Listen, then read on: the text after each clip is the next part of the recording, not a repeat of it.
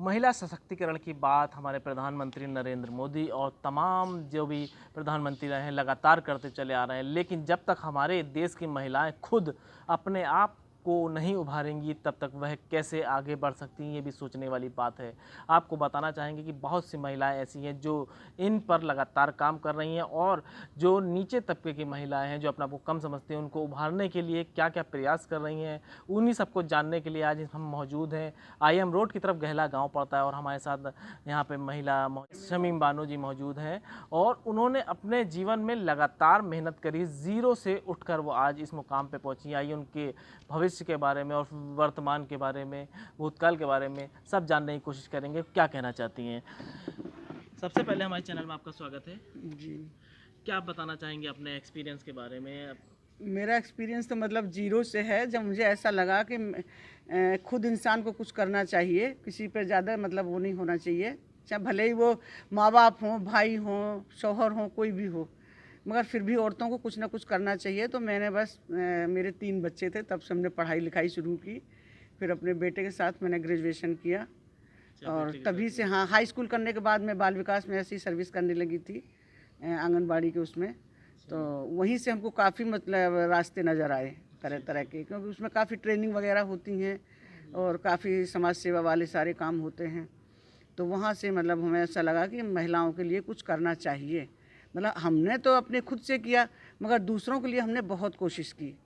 हर एक को मतलब 98 में मैंने स्कूल खोला बिजनौर में, वहाँ काफ़ी पढ़ाई लिखाई का मतलब काफ़ी चलाया। उसके बाद 5-6 साल वहाँ, फिर मेरी ससुराल यहाँ घैले में है। फिर हमें लगा कि वहाँ के लोग बिल्कुल जागरूक नहीं हैं, महिलाओं में तो मतलब कुछ भी नहीं था यहाँ। तो फिर यहाँ आके हमने स्कूल खोल दिया। आज यहाँ की जिन लड़कियों के घर में कोई मतलब बिल्कुल पढ़ाई के नाम पे ज़ीरो थे, वहाँ उन लड़कियों ने मतलब MA BA और मतलब तरह तरह के कोर्स कंप्यूटर वगैरह सब कर रही हैं। तो मुझे बड़ी खुशी होती है, कम से कम कुछ नहीं है तो हमारी मेहनत इतना तो रंग लाई कि इस गाँव की थोड़ी तस्वीर बदल रही है। हाँ, और यही हमारी कोशिश रही कि जब तक इनको पढ़ाई लिखाई में या और भी कोई काम नहीं कराएंगे तो ये मेरी भाषा को नहीं समझेंगे। तो इसलिए हमने काफ़ी कुछ मतलब कोशिशें की। समूह के माध्यम आप कुछ भी कर सकते हैं, मगर यहाँ की महिलाएं कुछ थोड़ा सा ऐसा काम चाहती हैं कि जिसमें उनको कोई ज़्यादा झंझट, कोई हिसाब किताब इस तरह का ना हो करना। तो अभी कुछ अच्छा चल नहीं रहा है। हालांकि ट्रेनिंग वगैरह काफ़ी चली हैं, यहाँ सिलाई की ट्रेनिंग हुई, अचार पापड़ मुरब्बा ये सब सारे सिखाए गए।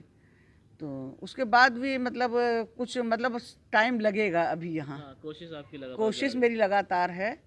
और जैसे आप बता रहे थे आप अपनी बहुओं को भी बिल्कुल। हाँ, मेरी बहुएं हैं, 5 बहुएं हैं मेरी, और 5 बहुएं मेरी शादी के बाद तक अभी तक पढ़ रही हैं सब। किसी की पढ़ाई लिखाई में मैंने कोई रोक नहीं लगाई, बल्कि और पूरा साथ दिया और डट के उनका बच्चे उनके संभाले।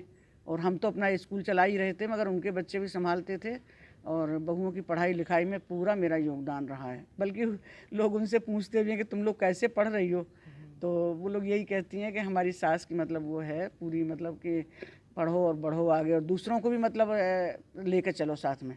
जो घर की महिलाएं हैं, बहुत सी महिलाएं ऐसी हैं उनको कॉन्फिडेंस नहीं है, उनके लिए क्या संदेश देना चाहते हैं, क्या बताना चाहते हैं। उनके लिए तो मैं बस यही संदेश देना चाहूँगी कि महिलाओं को, हालांकि एक महंगाई का ज़माना ऐसा है कि हर आदमी के पास पैसे का रास्ता होना चाहिए, कोई ना कोई पैसा आने का वो होना चाहिए, क्योंकि इतनी ज़्यादा ज़रूरतें हैं सबकी।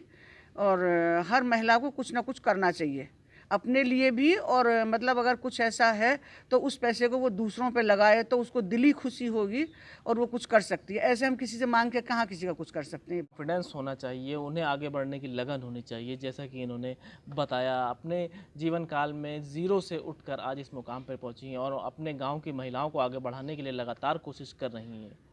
अब देखना होगा कि इनके जज्बे से लोग और महिलाएं कहां तक समझती हैं और आगे बढ़ती हैं। स्टेट न्यूज़ टाइम के लिए मैं फाजिल खान।